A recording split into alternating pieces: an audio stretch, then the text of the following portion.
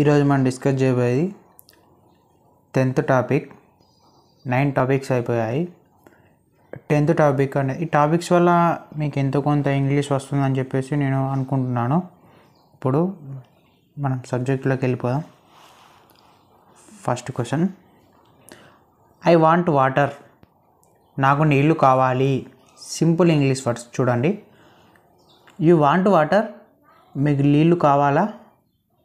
We want water, మాకు నీళ్ళు కావాలి.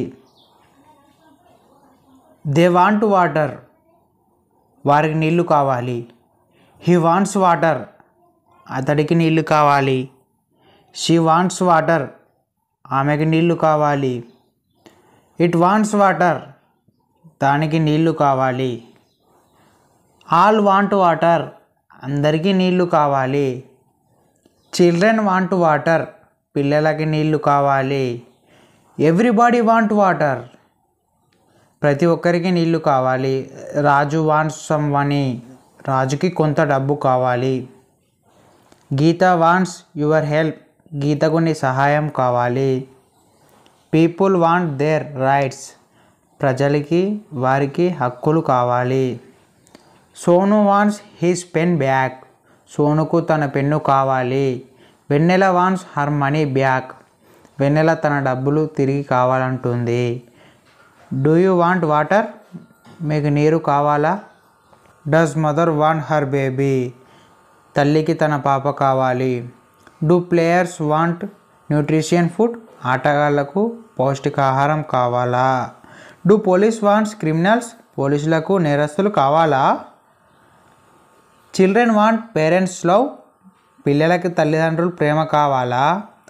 స్టూడెంట్స్ వాంట్స్ గుడ్ టీచర్స్, విద్యార్థులకు మంచి ఉపాధ్యాయులు కావాలి. Everybody wants rights but not duties, ప్రతి ఒక్కరికి హక్కులు కావాలి కానీ విధులు అవసరం లేదు. People want peace and law and order, ప్రజలకి శాంతి భద్రతలు రక్షణ కావాలి. సోల్జర్స్ వాంట్ బ్రేవ్ హార్ట్, సైనికులకు గుండె ధైర్యం కావాలి. చూశారు కదా ఇప్పుడు నేను ఏ విధంగా ఎక్స్ప్లెయిన్ చేశానో. ఈ విధంగా రోజు కొంచెం కొన్ని వర్డ్స్ నేర్చుకుంటే మీకు చాలా ఈజీగా ఇంగ్లీష్ వస్తుంది. నా క్వశ్చన్స్లో ఒకసారి వర్డ్స్ని ఏమంటారో చూద్దాం.